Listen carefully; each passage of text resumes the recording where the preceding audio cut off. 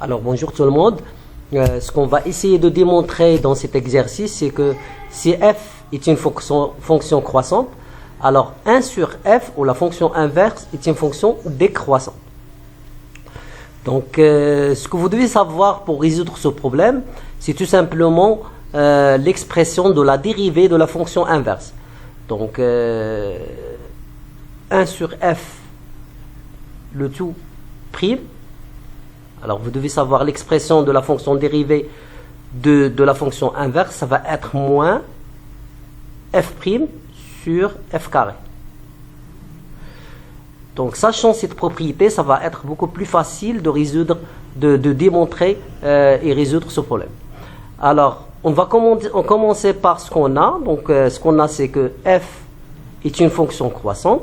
Cela veut dire tout simplement que sa fonction dérivée sur un intervalle i, pour tout x appartenant à i, le signe de cette fonction, ça va être positif. Donc, ça veut dire que f' de x, il est tout simplement supérieur à 0 sur un intervalle x. Sur un intervalle i, pardon.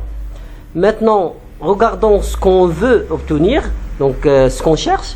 Donc, on cherche la monotonie de la fonction 1 sur f. Et comme d'habitude, pour chercher la monotonie d'une fonction, il suffit de la dériver. Donc on va essayer de dériver la fonction inverse. Donc pour tout x appartenant à i, la dérivée de la fonction inverse, donc on va appliquer cette propriété. Donc ça va être tout simplement moins f de x. Donc si on applique cette propriété à la lettre, sur, alors ici prime, sur f de carré de x. Donc, sachant le signe de cette expression qui est la fonction dérivée, on va être capable de dire si 1 sur f est croissante ou décroissante. Donc, on a f carré de x par nature, c'est une fonction carrée, donc c'est une fonction positive, et f au carré de x. Alors, il nous reste f' de x, c'est une fonction positive d'après ce qu'on a déjà, puisque f est croissante. Et on a un moins ici. Donc, cette expression, elle va être négative. Puisque c'est la fraction d'une fonction positive sur une fonction positive avec un moins. Donc, ça va être négatif. Donc, cela, qu'est-ce que ça veut dire? Ça veut dire que la fonction dérivée pour tout x, la fonction dérivée de la fonction inverse, qui est 1 sur f, elle est négative.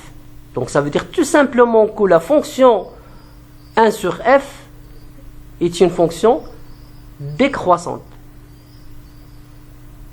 Donc c'est ça, c'est ce qui termine notre exercice. Donc ce qu'on a montré, pour récapituler, ce qu'on a montré, c'est que si f est une fonction croissante, alors 1 sur f, qui est la fonction inverse, est une fonction décroissante.